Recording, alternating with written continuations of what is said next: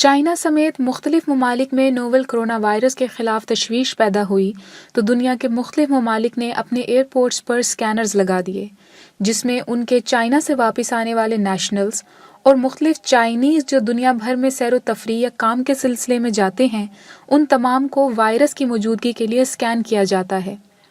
ان مشینوں میں full body scan ہوتا ہے یا اس طرح کی مشین کے ساتھ وائرس کی موجودگی کی صورت میں ہونے والے بخار کو ڈیٹیکٹ کیا جاتا ہے،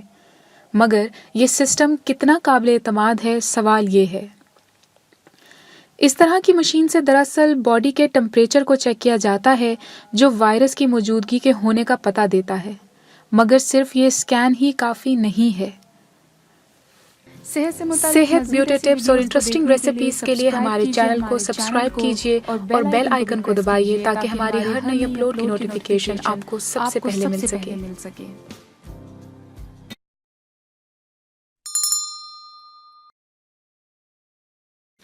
کرونا وائرس انفلوئنزا وائرس کی طرح ہے، اگر یہ باڈی میں داخل ہوتا ہے تو ایک ہیلدی امیون سسٹم اس کے خلاف ایکٹیو ہو جاتا ہے۔ اسی وجہ سے جب یہ امیون سسٹم اس وائرس کے خلاف لڑنے لگتا ہے تو باڈی کا ٹمپریچر اس صورت میں بڑھتا ہے اور بخار کے سمٹمز دکھتے ہیں۔ لیکن ایسا صرف اسی صورت میں ہوگا اگر انفیکٹڈ شخص کی باڈی اور اس کا امیون سسٹم بہت اسٹرانگ ہے، یعنی وہ تمام لوگ جو پہلے ہی کسی دوسری بیماری کا شکار ہیں یا بنیادی طور پر ان کا قوت مدافعت کافی کمزور ہے، ان تمام لوگوں کی باڈی میں اگر یہ وائرس شامل ہوگا تو اس کی وجہ سے بخار کے سمٹمز اتنے اسٹرانگ نہیں ہوں گے، کیونکہ ان کی باڈی کا ڈیفینسو سسٹم اتنی اسٹرانگلی اس وائرس کے خلاف نہیں لڑ سکے گا۔ اسی لیے بخار کے سمٹمز زیادہ اسٹرانگ نہ ہونے کی وجہ سے ایسے تمام لوگوں کے اندر موجود وائرس ان سکینرز میں ڈیٹیکٹ نہیں ہو سکے گا۔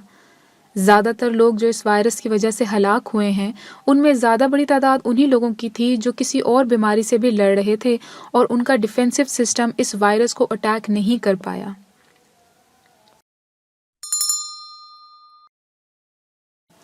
اگر ایئرپورٹس پر سکینر سے گزرتے وقت یا اس سے تھوڑا دیر پہلے یا ایون جہاز میں ایک انفیکٹڈ شخص نے کتنے ہی دوسرے اشخاص کو یہ وائرس ٹرانسفر کیا ہوگا اور اب یہ وائرس کئی دوسرے پیسنجرز کی باڈیز کے اندر موجود ہوگا، لیکن کیونکہ اس وائرس کو افزائش کے لیے اتنا وقت نہیں ملا کہ اس کی وجہ سے بخار جیسے سمٹمز شو ہو سکیں، اسی لیے یہ تمام افراد بھی سکینر سے بآسانی گزر جائیں گے۔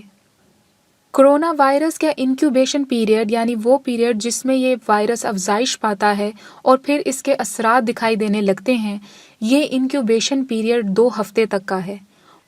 اسی لیے اگر اس انکیوبیشن پیریڈ کے اندر ان تمام لوگوں کو سکین کیا جائے تو ان کے اندر کسی بھی قسم کے سمٹمز شو نہیں ہوں گے۔ ایسے تمام افراد بھی سکینر سے گزر جائیں گے اور بعد میں یہ وائرس ان میں افزائش پاتا رہے گا۔ یہ بھی ایک فیکٹ ہے کہ اگر کسی مریض کے اندر یہ تمام سمٹمز شو نہیں ہو رہے لیکن اس کے اندر وائرس موجود ہے، تب بھی وہ یہ وائرس دوسرے لوگوں تک پھیلا سکتا ہے۔ جیسے جیسے یہ وائرس جسم کے اندر افزائش پاتا رہے گا، اس وائرس کے اسٹرانگ ہونے کے ساتھ ساتھ عام کھانسی شدید کھانسی میں تبدیل ہو جائے گی، سانس کی عام تکلیف شدید تنگی میں بدل جائے گی اور نمونیا جیسے مسائل کا سامنا کرنا پڑے گا۔ یہ تمام مسائل وہ مسائل ہیں جو اس موسم میں یعنی سردی کے موسم میں ہونے والے عام بخار کے ساتھ بھی کنفیوز کیے جا سکتے ہیں۔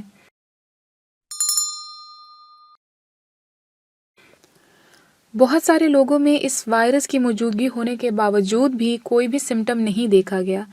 یہ خصوصاً چھوٹے عمر کے بچوں میں زیادہ پایا جاتا ہے۔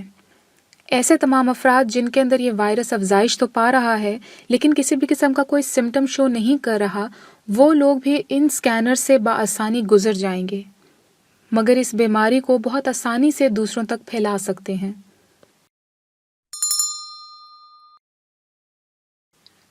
سانس کی تنگی، کھانسی، نمونیا یا بخار، ان سے بڑھ کر کرونا وائرس کی وجہ سے آرگن فیلئر، خاص طور پر کڈنی کا فیلئر ہو جانا یا پھر ڈیتھ، یہ اینڈ کانسیکوینسز ہیں۔ اسی لیے اتھارٹیز خود بھی اس بات کو قبول کرتی ہیں کہ ایئرپورٹس پر لگائے جانے والے انٹری اسکریننگ ایک بہت ہی کمزور میکانزم ہے اور ویکسین کے نہ ہونے کی وجہ سے ابھی تک کرونا وائرس کا کوئی بھی مکمل علاج ثابت نہیں ہو سکا ہے۔ تشخیص کے تمام طریقوں میں وائرس کی تشخیص 100% نہیں ہو سکتی،